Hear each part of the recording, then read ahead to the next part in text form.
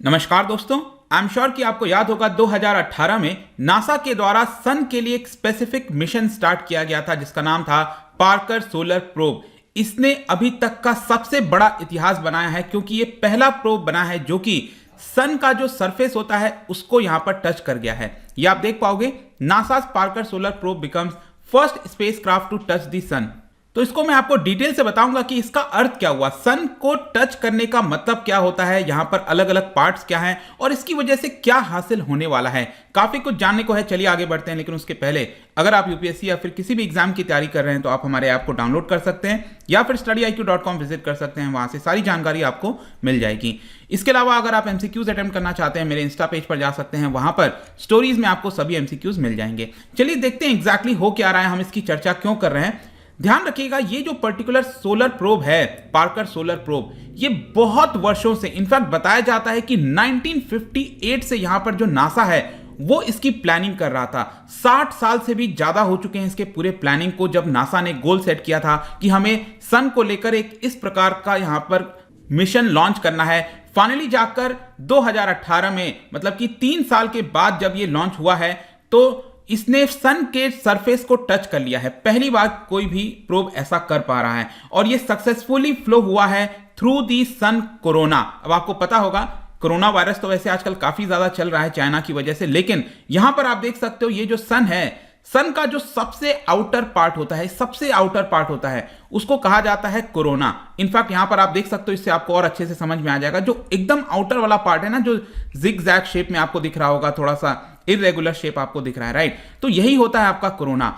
और कोरोना, ध्यान रखिएगा, सबसे हाईएस्ट टेम्परेचर होता है पूरे सन का। कोई भी पार्ट अगर आप देखोगे उसमें सबसे ज्यादा टेम्परेचर आपको कोरोना में मिलता है। उसके बाद दूसरा उसके नीचे होता है, उसको कहते हैं क्रोमोस्फेयर, फिर फोटोस्फेयर, और अंदर वाला पार्ट उसको कहा जाता है कोर। लेकिन सभी में अगर आप देखोगे तो सबसे ज्यादा हॉट होता है कोरोना। तो ये जो प्रोब है यहां पर आप देखिए, यही है आपका पार्कर सोलर प्रोब। ये एक प्रकार से डायग्राम में दिखाने की कोशिश की गई है किस तरह से ये जो कोरोना है, आउटर पार्ट सन का, उसको ये टच कर गया है। और इसीलिए आप देख सकते हैं यहां पर जो एडमिनिस्ट्रेटर है for NASA science mission directorate, उन्होंने बोला है कि एक मॉन्यूमेंटल मोमेंट है पूरे सोलर साइंस के लिए, एक ट्रूली रिमार्केबल फीट है। और इसकी वजह से यहां पर हमें सन के बारे में तो बहुत सारी जानकारी मिलेगी ही मिलेगी, लेकिन जो सन का इवोल्यूशन होता है, किस तरह से सन वजूद में आया होगा और इसकी वजह से क्या होगा कि हमारे सोलर सिस्टम के अलावा बाकी के भी जो सिस्टम हैं, गैलेक्सीज हैं, वहां पर इतने सारे स्टार्स हैं, सन है तो सन तो हम अपने स्टार को बोलते हैं, लेकिन बाकी के जितने स्टार हैं उसके फॉर्मेशन के बारे में भी हमें बहुत कुछ जानने को मिलेगा।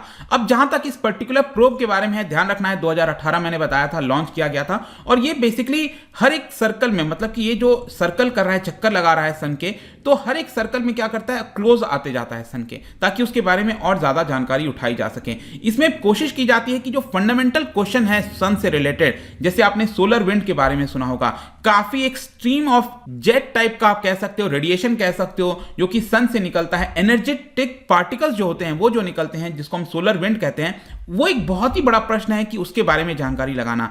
इसके अलावा मैंने आपको पहले ही बता दिया कि ये काफी ज्यादा हॉट होता है पूरे, अगर आप सन को देखोगे। और ये जो स्पेसक्राफ्ट है उसने ऑलरेडी कई सारी डिस्कवरी कर दी हैं। जैसे 2019 में पार्कर सोलर प्रोब ने ये फाइंड आउट करके बताया था कि जो सोलर विंड होता है, मैंने अभी आपको बताया ना, सोलर जो विंड निकलता है यहां पर सन से, वो जिग जैग स्ट्रक्चर का होता है, मैग्नेटिक जिग जैग स्ट्रक्चर का होता है, जिसको कहा जाता है स्विच बैक। अब ये जितने भी इंपॉर्टेंट कीवर्ड्स मैं आपको बता रहा हूं उसको ध्यान से नोट करते रहना, या आपके एग्जाम में कहीं ना कहीं पूछा जा सकता है। आगे मैं आपको और बताऊंगा। इसके अलावा आप देख सकते हो कि जो कोरोना है, जो मैं सबसे बात कर रहा हूं आउटर सरफेस की, वो थोड़ा सा इररेगुलर शेप में आपको देखने को मिलेगा। और ये अक्सर क्या होता है ना, जब इक्लिप्स होता है, ठीक है, सोलर इक्लिप्स, तो उस केस में यहां पर आप देख सकते हो इस तरह से आप कोरोना को जो है वो नोटिस कर पाएंगे। अब जहां तक इस पर्टिकुलर अनाउंसमेंट की बात है, ये भी एक काफी इंपॉर्टेंट है। देखिए, ये जो अनाउंसमेंट किया गया है ना कि यहां पर जो पार्कर सोलर प्रोब है उसने सन के एटमॉस्फेयर को टच कर लिया है, सन को टच किया है, तो ये ऐसा नहीं है कि कल या परसों हुआ है ऐसा,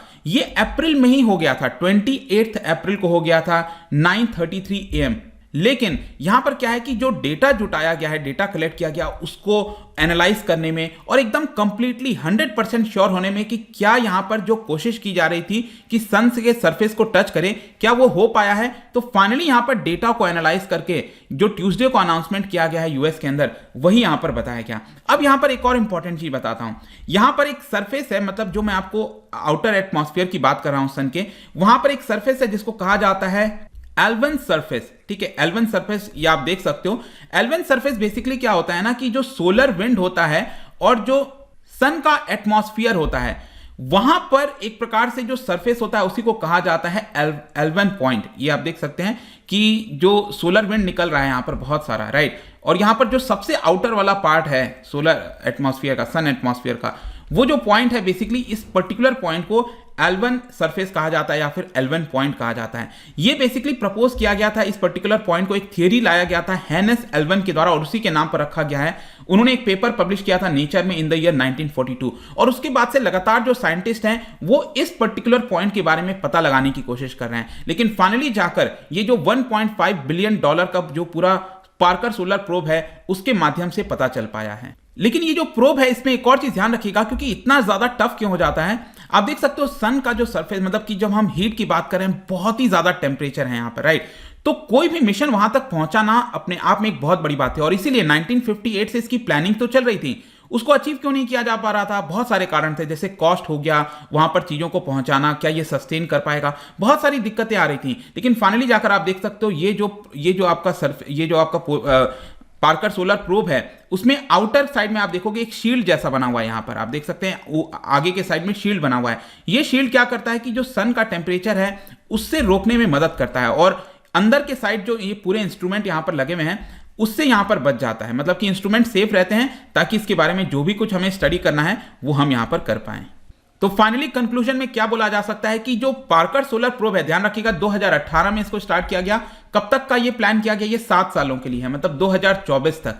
तो 2024 तक फर्दर क्या करेगा, ये अपने आप को जो है और ज्यादा अंदर करने की कोशिश करेगा, सन के और ज्यादा नजदीक जाएगा। और इनफैक्ट इसीलिए बताया जाता है कि करीब 3.9 मिलियन माइल्स जो है वो सन के सरफेस से, ये आप कह सकते हो, दूर रहेगा 2024 तक। सुनने में लग सकता है कि ये अभी भी काफी डिस्टेंस है, लेकिन आप सन के साइज और पर्टिकुलर स्ट्रक्चर के हिसाब से आप देखोगे तो ये काफी क्लोज चला गया। आज तक कोई भी मिशन वहां पर नहीं जा पाया है। अब देखना होगा कि ये जो डेटा वगैरह कलेक्ट किया गया है इससे क्या निकलकर सामने आता है, इससे नासा के साइंटिस्ट क्या पता लगा पाते हैं। बट एक काफी मोमेंटस स्टेप कह सकते हैं पूरे इतिहास के अंदर। आई होप कि इसके बारे में आपको जानने को मिल गया होगा। जाने से पहले एक इंटरेस्टिंग क्वेश्चन आपके लिए, क्या बता सकते हो time period of a satellite orbiting around the earth depends on what. जो टाइम पीरियड लगता है किसी भी सैटेलाइट को अर्थ को ऑर्बिट करने के लिए, वो किस चीज के ऊपर डिपेंड करता है, ये आपको बताना है। इसका राइट आंसर आपको पता ही है, मेरे इंस्टाग्राम पर तो मिलेगा ही। वहां पर अगर आप नहीं हो कोई बात नहीं, टेलीग्राम से भी ले सकते हैं इसका सही उत्तर। मैं कई सारे एमसीक्यूज यहां पर डालता रहता हूं स्टोरीज के फॉर्म में, ध्यान रखिएगा, आप वहां से प्ले कर सकते हैं। बाकी अगर आपको पीडीएफ चाहिए, टेलीग्राम पर आइए, फेसबुक पर आइए, अलग अलग सोशल मीडिया पर आप जुड़ सकते हैं। और अगर आप यूपीएससी या फिर किसी एग्जाम की तैयारी कर रहे हैं, ऐप को डाउनलोड कर लीजिए। आई होप की वीडियो आपको पसंद आया होगा। मिलता हूं आपसे next time, till then thank you very much, see you soon.